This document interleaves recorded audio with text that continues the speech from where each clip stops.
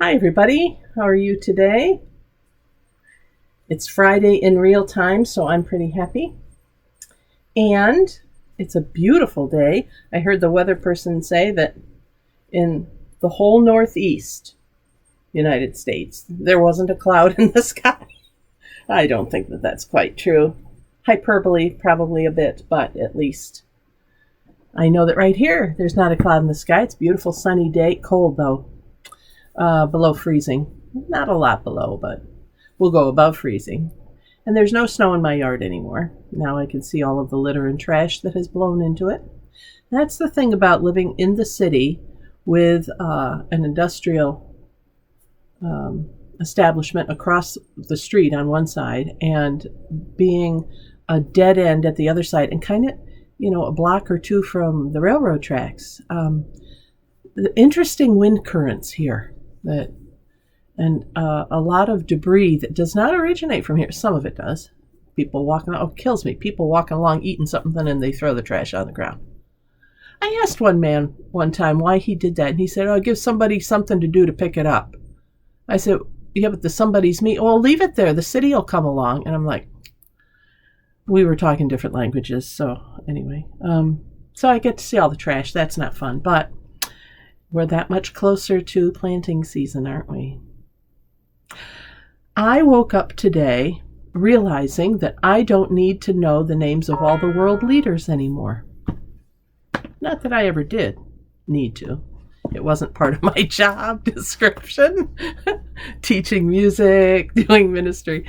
But that I could let that go. That prompted me to think, what else could I let go that I don't need to worry about anymore? I don't need to worry that I don't know the names of all the state capitals. I mean, some of you do. Some of you have told me you fall asleep. When you can't sleep, you fall asleep. Putting either the states or the capitals in alphabetical order and reciting them to yourself. Bless your heart. I don't think I could even say the books of the Bible in order. I wasn't brought up in that tradition. I know the first 5. That's pretty good. I know approximately where things are, but I figure that's why God created indices and tables of contents. There's some things I can let go of. I don't need to understand how the new fuel injection system works in my car. I can let go of needing to know the exact statistics of COVID here in Monroe County. There are a lot of things that I can let go of. How about you? Can you let go of some stuff like that? And then what else can we let go of? Some of it we want to hold on to, especially as we age, because we want to make sure our mental acuity stays what's the word? Acuitous? We want to make sure that stays, our minds stay active. I can think of other ways to do that. I mean, a lot of people do Sudoku. I do that like once a year. I have other things that I do every day, keep my mind active. But some of these things I've held on to. And I think that's true of feelings that I've held on to. Just a second. I have to sneeze. I'll be right back. Sorry, allergy season. I might have to do that again. We'll see. But there's some things that we can let go of, that we don't have to hold on to, and I'm wondering what those are for you.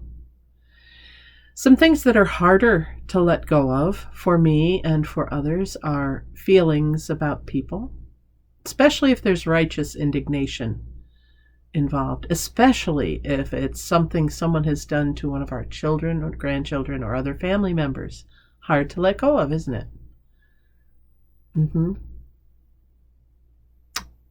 Can you tell? I just went through a list of those in my head. It's hard. It's really hard to let go of those things.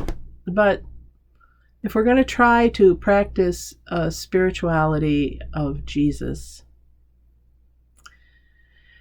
if we're going to try to live a beatitude life, if we are going to practice reconciliation and peacemaking, then that has to start inside ourselves, and we have to let go of some of these things. Came up last night in our evening prayer session. It's really hard for some of us to let go of the wrongs that have been done in our country recently.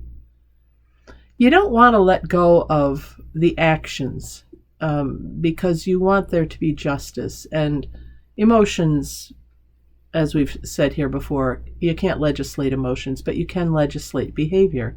And you can't adjudicate emotions, but you can adjudicate behavior. And so the behavior we must not forget. But everything else that goes with it, we need to find ways to let go of.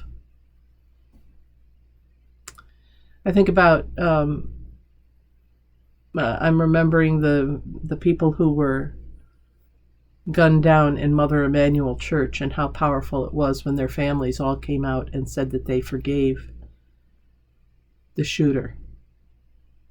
They still wanted justice in the courts, but they had forgiven him.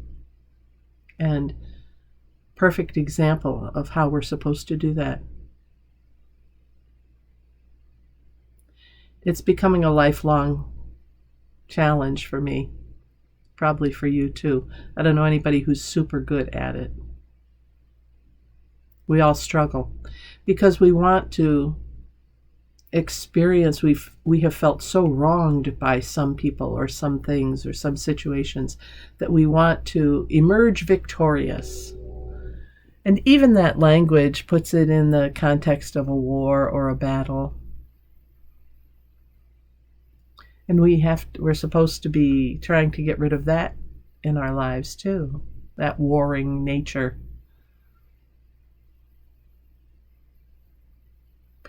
So here we are in Lent,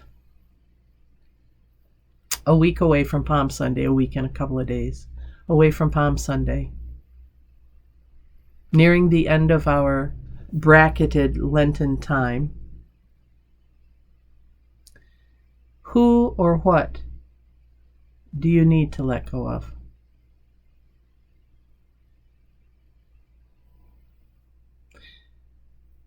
Don't say, I can't.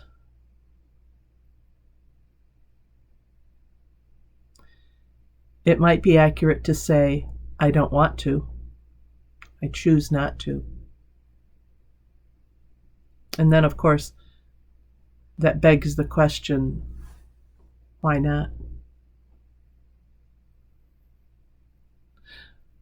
What do we get by holding on to those feelings?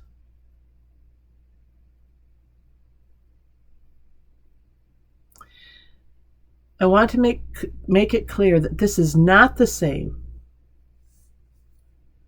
as denying our healing, because for those of us who have been hurt, betrayed, the sorrow, the sense of, injustice and betrayal are so huge, we can't shortchange the healing from those things, because if we do, they'll just come back around to bite us later on. But our feelings about our healing can be separate, should be separate from our feelings toward the one or the situation or the group, whatever it is that caused that rift or that upset, that breach to happen in the first place.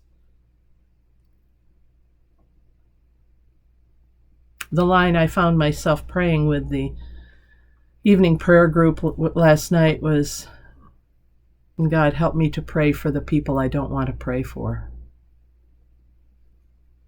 You could substitute things or situations I don't want to pray for. I don't want to be nice to so-and-so. Help me to pray for the people I don't want to be nice to. Help me to pray for the people I don't want to be nice to. Help me. Because it really is about us healing us. The longer we hold on to the emotions, the anger, the fury in some cases at people, the longer it is until we can breathe fully again. Let the courts unfold. Let the the processes unfold, whether they're in the country, in courts, in churches, in schools, wherever it is, whatever the institution is that it is linked to. Let all those processes unfold. You take care of you. I'll take care of me. And in order to do that, we have to let go of some of these things. We don't have to know the names of all of the world leaders. We don't really have to know all of the state capitals. We don't really have to hold on to our anger, our upset, our betrayal, our hurt. We can let those things heal, and that means it can only really heal if we can separate our feelings from our thoughts toward whatever the injuring agent was. I think about a medical example, and then I'll draw it to a close. But a medical example is when I was doing my CPE, Clinical Pastoral Education training at the University of Rochester Medical Center, and this is 30 years ago. One of my assignments for one weekend was to the burn unit, which is just an excruciating place to be if you've never been there. Heartbreaking. And miracles are done there. It happened to be a time when twin boys had been burned in a house fire. One had died at the scene, and the other was there on life support. And I was with the family when they decided to remove the life support of the remaining twin. But the thing that I learned from listening to doctors and nurses there is that as painful as it is, the healing has to come from the inside out. And if the top layer heals or covers over before that inner healing happens, it has to be opened up again, because it stops the healing and can create infection and horrible stuff underneath. And yet how often we do that with our upsets. We just want to smooth it over and say, okay, I'm going to go on from there. But we never really get at what's underneath. The healing has to happen. But we don't have to hang on to the upset that caused that to happen. We have to process it, but we don't have to hang on to it, because every time our mind revisits that, it's like re-injuring us on some level. I know this is not easy. And it's not simple. And depending on what has happened in our lives, it can take years to let go. And sometimes we will never completely be able to let it go. The wound has been so deep. And yet I can tell you from my own experience of one or two of those events that took decades, literally decades, to get over. Their control over me, their power over me lessens each time I let go. May not go away totally, but their power over me lessens.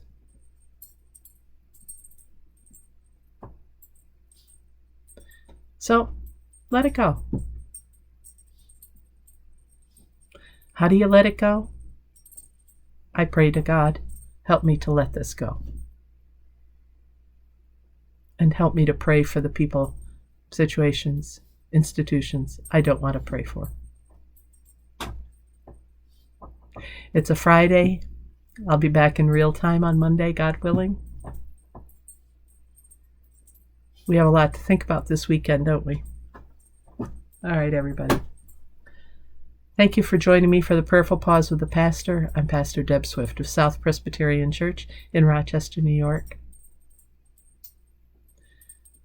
Today we're talking about something greater than ourselves. How to let go of those things that cause us such anger and pain and upset.